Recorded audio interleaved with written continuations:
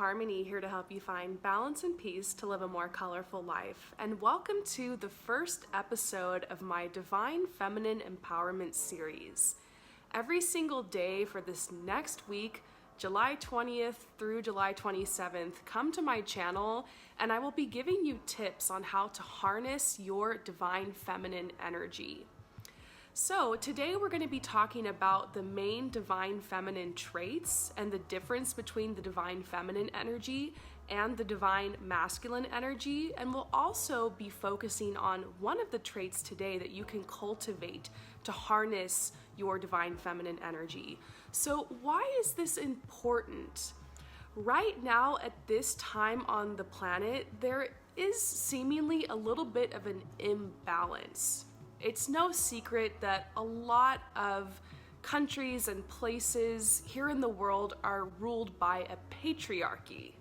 That means that the masculine energy, not always the divine aspects, sometimes the negative aspects of the divine masculine, are kind of imbalanced and kind of pushed upon us. In order to survive, a lot of us women have to become more harsh, more calloused, and we have been having to develop our divine masculine energy even more in order to survive in the workplace or in order sometimes to be taken seriously. So there's nothing wrong with masculine energy or divine masculine energy, but if we have an imbalance, that can cause us to lose touch with the true essence of who we are. You don't necessarily have to be a woman in order to participate in this training or in this course. Anyone can benefit from tapping into their divine feminine energy, and no matter who you are, no matter what gender you subscribe to, or even if you don't subscribe to a gender at all, you can still benefit from increasing your divine feminine energy. However, 98% of the people watching this channel are female, so I might be talking to you guys as females, but you can still participate in this training. And divine masculine, divine feminine, that we're not really necessarily talking about gender here, okay? So I have a little list that is talking about the traits of the divine feminine as opposed to the traits of divine masculine. So first of all, divine feminine energy, and what I mean by saying divine and feminine is the feminine traits of your energy and how you express yourself and how you put forth energy into this world. And the word divine, it's talking about your divinity, it's talking about your soul, it's talking about your essence, it's talking about that timeless side of you. When we leave this world, our bodies die, but our soul goes on, our soul is eternal. So this is the eternal side of you, okay? The inward soul-based side of you. That's what divine means, okay? Some people think like, oh, divine, like, we might be talking a little bit about goddess energy here, but it definitely is talking more about your soul. So divine feminine energy is more heart-based, okay? Whereas the divine masculine energy is more mind-based. You can have really strong divine feminine energy and also think with your mind. This isn't an all or nothing thing where if you're using your divine feminine energy, you're only focused on your heart. In fact, both of these energies, divine feminine and divine masculine, do well inside of us when we can actually balance them, okay? So if your divine feminine heart-based energy is out of balance, you'll find yourself overthinking your decisions a lot.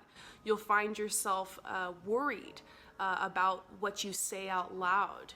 You'll be rethinking decisions you've made. You'll have dreams, you'll have fantasies, you'll have your intuition speaking to you, but then you'll shoot those ideas down and say, you know what, that doesn't make logical sense, or that could never happen, or you know what, logically, like you'll find yourself picking apart things people say or overthinking things that you want to do or that's said. That's when you know that divine masculine mind-based energy is out of balance and you could use more heart-based energy.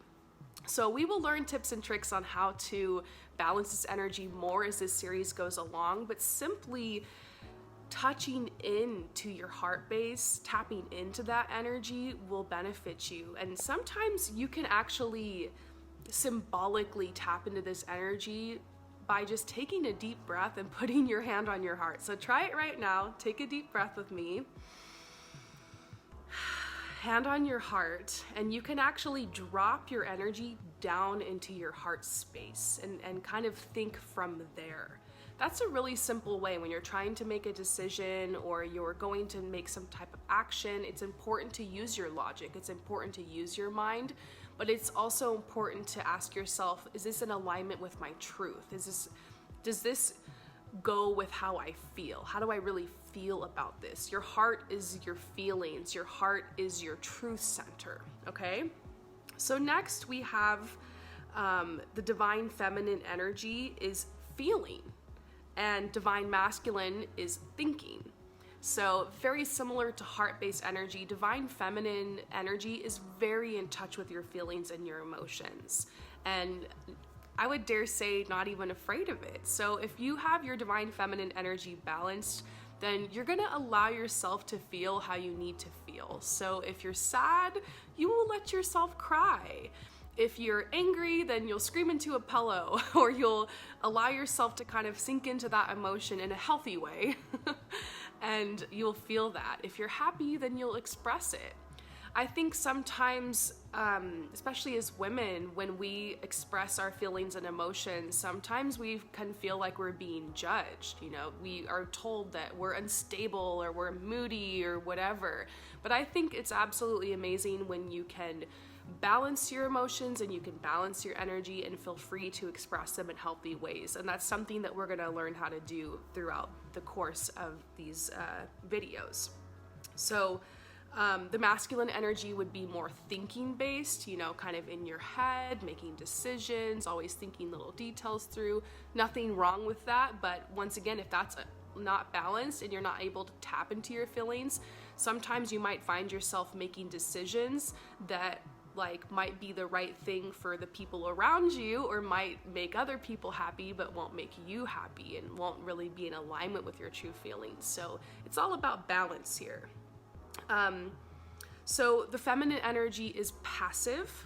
It doesn't necessarily mean that you can't be assertive and you can't be a strong woman or you can't have strong energy. It's just, you know, practicing passiveness sometimes is really great. And the divine masculine energy is more active. Okay, so once again, we're not talking about gender here, although some people might see these as gender roles.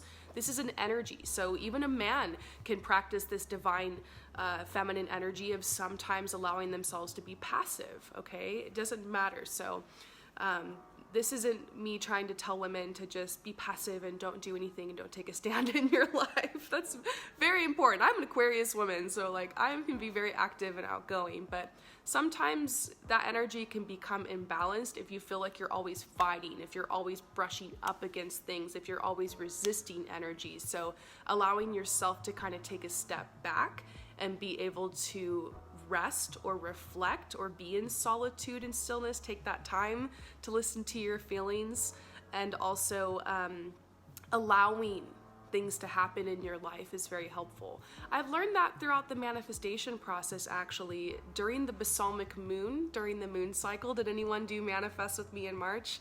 We learned that during that part of the moon cycle, it's important to be able to relax, take a step back, and don't push for the manifestations to happen. Don't keep continuously praying or asking over and over and over for what you want. To allow it to act as if it's gonna come, to be in that space of, you know, everything's happening for a reason. I trust what's happening in my life.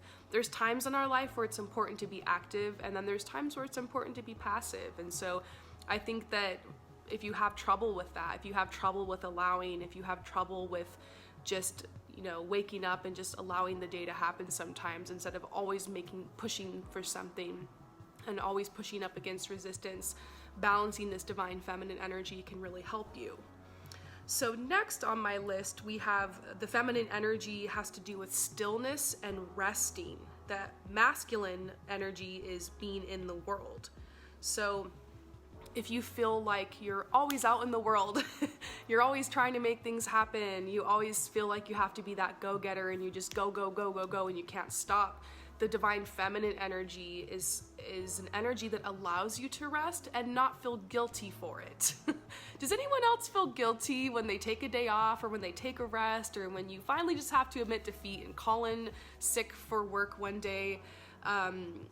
That is kind of a sign that guilt of resting and being able to relax is something that can point to an imbalance in the divine masculine energy within you.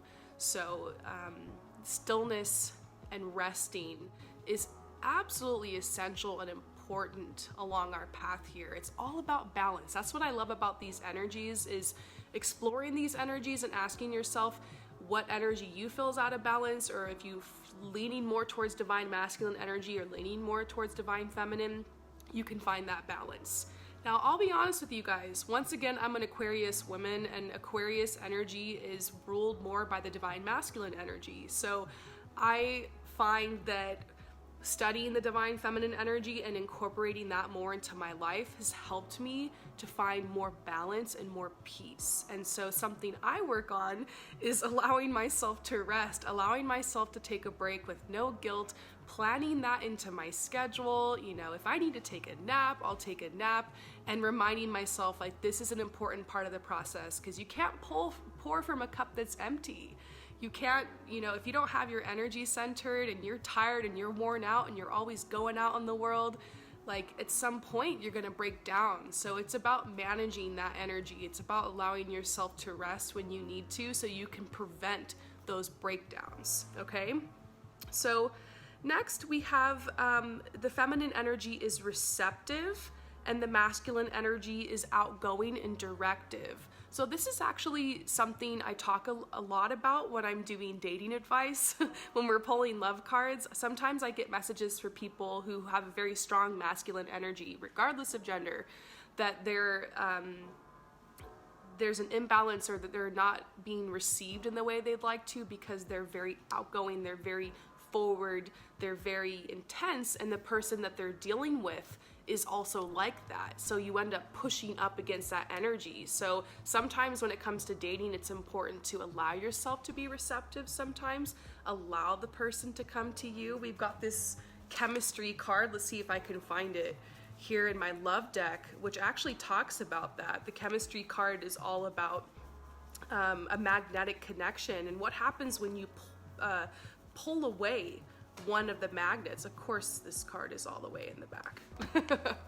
So here's the chemistry card. It says there's a strong magnetic attraction. So if one person kind of pulls away a little bit and allows themselves to be approached, the other person will, bam, come right in. So if you're pushing and you're pushing and you're pushing up against something, that it kind of breaks down the magnetic attraction. Sometimes you got to pull away. So that's an example in love of just allowing yourself to be pursued, being receptive.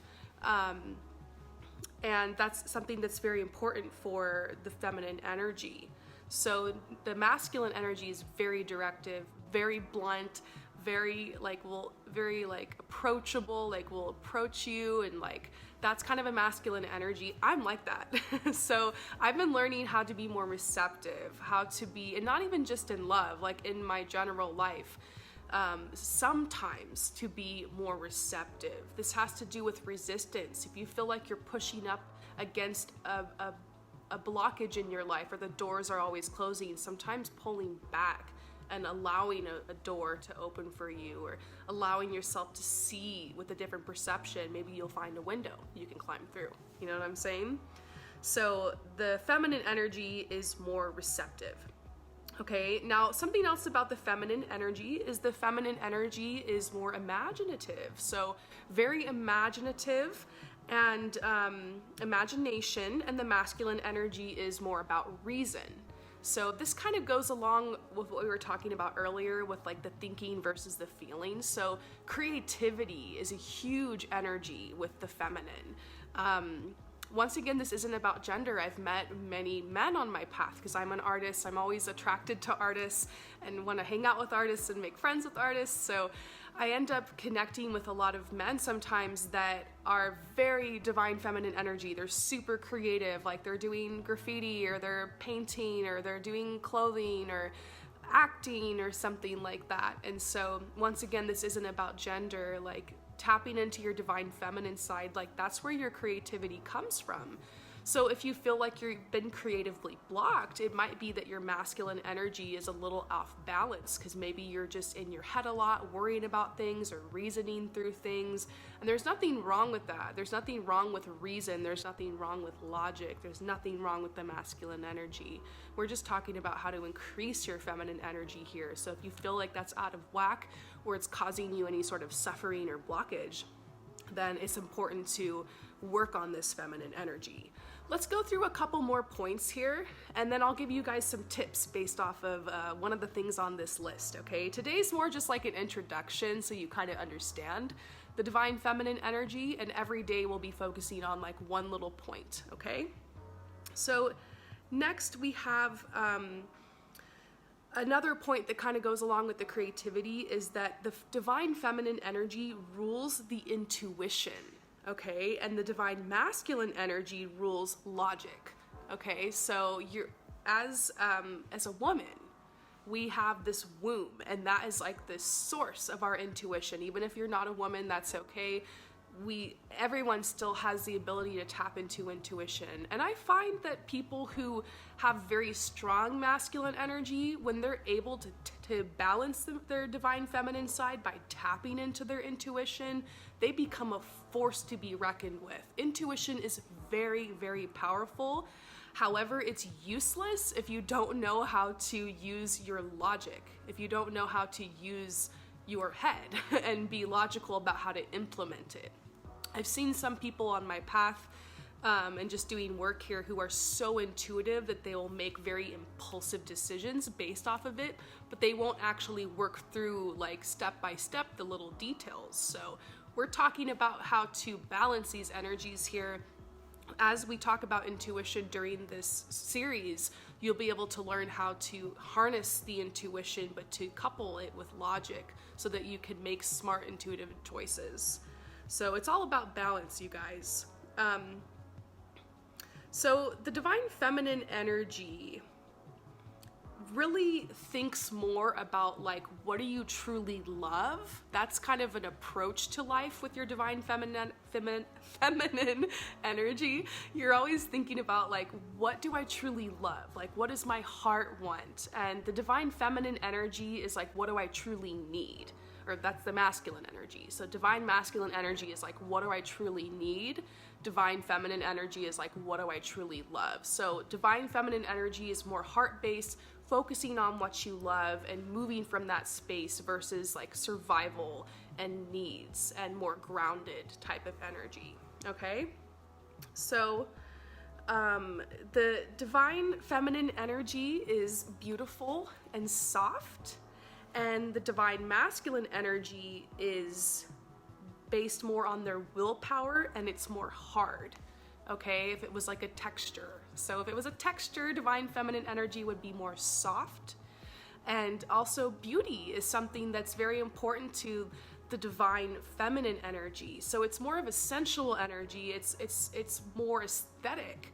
And this is an inner and outer beauty that we're talking about. This is going to be something we focus on in one of the energies, is how to radiate your divine feminine energy of beauty within and without. The divine masculine energy is more based off of like their mind and like their willpower and their logic and kind of like sharp, quick wit kind of energy. That's like their source of attractiveness. So next we have, I'm gonna pick one more. This is a big list I made. Okay, so the divine feminine energy is flexible. Okay, and the divine masculine energy is like rigid, or like kind of just like stuck in one place. So divine feminine energy is very flexible, open-minded. Divine masculine energy is like to the point, like kind of knows what they want, okay?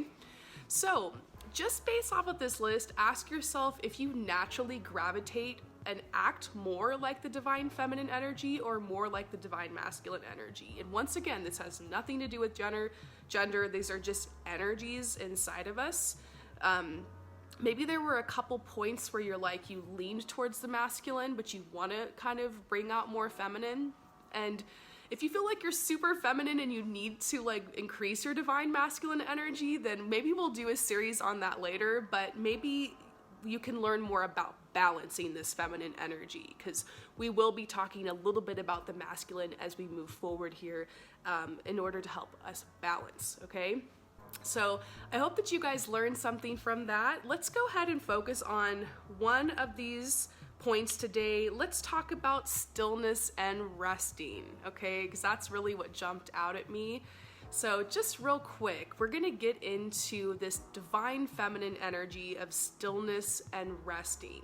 So yes, sometimes on our path, we can feel like we're being really pushed to work hard and be productive. That's kind of what our society is all about. Like ever since the Industrial Revolution, like it's all been about work and produce and busting your butt, making things happen.